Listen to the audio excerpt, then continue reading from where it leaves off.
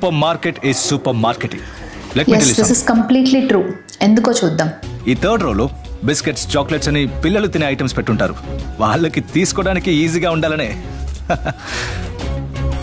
అత్యవసర వస్తువులైన రైస్, పాలు, పప్పులు వీటన్నిటిని చివరన పెట్టుంటారు. ఎన్ని ప్రోడక్ట్స్ ని దాటుకుని అక్కడికి రావాలి కదా. సో నువ్వు క్యాషువల్ గా అటు ఇటు చూసి నీకు కావాలనుకుని వేరే ప్రోడక్ట్స్ ని కొనేస్తావు.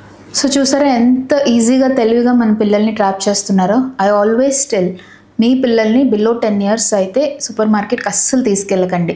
This is the main marketing strategy. ఆ బిస్కెట్స్, చిప్స్, కలర్ఫుల్ ప్యాకేజింగ్ వల్ల కానీ ఆ స్మెల్ వల్ల కానీ పిల్లలు అట్రాక్ట్ అయ్యి ఈజీగా వాళ్ళు తీసుకోవడానికి. వీటన్నిటిని మించి బిల్ కౌంటర్ కి పక్కన పిల్లలు ఇష్టపడే ప్రోడక్ట్స్ ని పెడతారు. బిల్లు వేయడానికి లైన్లో ఉన్నప్పుడు కూడా వాళ్ళ చేత కొనిపించడానికి. చూసారా, ఇలా బిల్లింగ్ కౌంటర్లో కూడా లాస్ట్లో కూడా పిల్లలు అక్కడ అట్రాక్ట్ అవ్వడానికి బిల్లింగ్ కౌంటర్లో కూడా ఇలా చిన్న చిన్నవి పెడతారు.